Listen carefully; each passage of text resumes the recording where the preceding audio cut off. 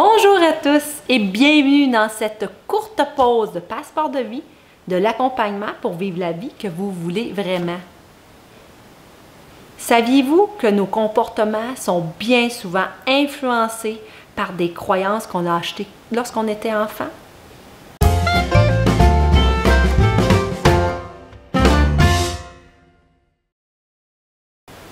Pour ma part, mon adolescence a été difficile émotionnellement.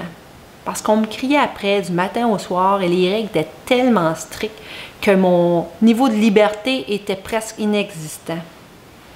Pourtant, j'étais une jeune fille qui avait énormément d'idées puis qui avait le goût de vivre passionnément à 110% dans sa vie. Pourtant, je me suis conformée. Je me suis conformée à être ce que tout le monde voulait que je sois. Parce que les conséquences, quand je ne le faisais pas, me faisaient mal, me faisaient souffrir. Donc, pour moi, c'est important de faire comme tout le monde s'attendait que je sois. Et à un moment donné, à force de me conditionner, j'ai comme réalisé que pour moi, si je voulais survivre dans ce monde-là, je devais m'arranger toute seule. Avec le temps, j'ai associé que je ne pourrais pas faire confiance à personne et que si je voulais m'en sortir, il fallait que je m'arrange tout seul, que les autres, ça ne faisait pas leur affaire, qu'ils allaient se faire voir ailleurs. Je me rappelle très bien me répéter à tous les jours, à tous les années, pendant plusieurs années, ces phrases-là, qui étaient un genre de mantra que j'étais en train de m'injecter dans mes cellules. C'était aidant à cette époque-là. Ça m'a aidé à me sortir de ma noirceur. J'y croyais, c'était ma vérité. Mais aujourd'hui, je la ressens encore, cette croyance-là.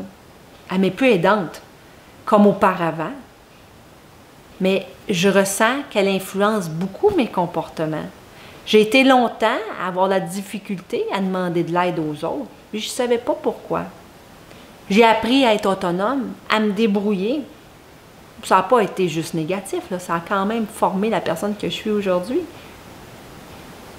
Mais mes comportements, ce que je ne savais pas, c'est qu'ils étaient en réaction à cette croyance-là que j'avais intégrée dans mon système depuis toutes ces années-là. On ne tourne pas un navire de 180 degrés en pleine navigation du jour au lendemain. Aujourd'hui, je suis très consciente que j'ai besoin des autres pour fonctionner. Mais malgré ça, j'ai dû et je dois encore fournir énormément d'efforts pour arriver à faire du travail de collaboration, travail d'équipe. C'est pas naturel, je le développe, mais ça prend du temps, il faut être patient.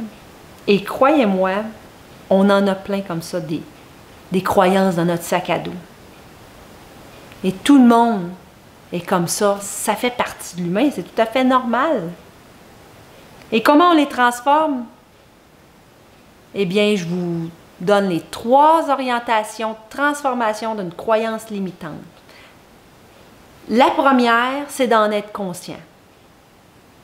Bien souvent, on agit d'une certaine façon, mais on ne sait pas pourquoi. Et c'est surtout quand on agit à l'encontre de soi-même qu'on peut réaliser qu'il y a peut-être une croyance en arrière de tout ça. Donc, d'être conscient qu'on peut agir sous une influence est important pour pouvoir travailler sur quelque chose. Parce que quand on n'est pas conscient, on ne réalise même pas que notre comportement peut être influencé. Deuxième orientation de transformation d'une croyance, c'est de l'accepter.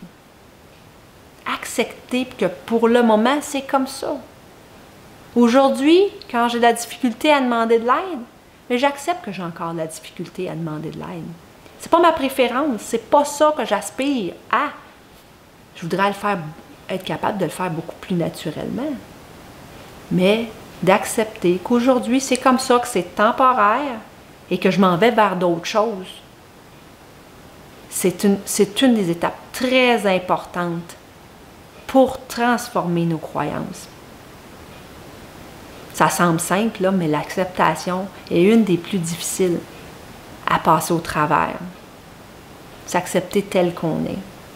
La 3e orientation de transformation de croyances limitantes, c'est la responsabilité. On est les seuls responsables de faire des changements pour transformer nos croyances. malgré que ces souffrances-là ont été inculquées par quelqu'un d'autre. On pourrait en vouloir à ces gens-là pour le reste de nos jours, mais ça ne changera en rien qu'est-ce qu'on vit présentement et de la façon qu'on le vit. Il ne faut pas oublier que les gens qui nous ont fait souffrir ne l'ont pas fait de façon négative originalement. Ce n'était pas leur intention. Dites-vous qu'eux aussi ils travaillent avec leur sac à dos de la vie, là, en arrière d'eux, avec leurs propres croyances. Je dis souvent, ils ne sont pas méchants, ils sont souffrants. On ne peut pas apprendre à quelqu'un quelque chose qu'on n'a pas appris. Il faut être conscient de ça. Donc aujourd'hui, on a par contre le libre arbitre de faire des changements dans notre vie. Là-dessus, on a le contrôle. On est capable de prendre cette responsabilité, de faire les changements qui s'imposent si on a envie de faire des changements. Et n'oubliez pas que les croyances qu'on a bâties étant plus jeunes nous ont été utiles à un moment donné de notre vie.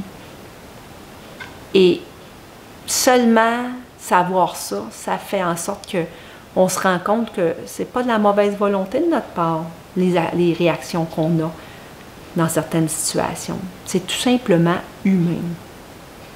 Ce qui est encourageant, c'est qu'il n'est jamais trop tard pour faire le ménage de notre sac à dos et enlever et échanger les croyances qui ne conviennent plus à notre vie d'aujourd'hui. Au plaisir de vous accompagner dans vos transformations durables. Je vous embrasse.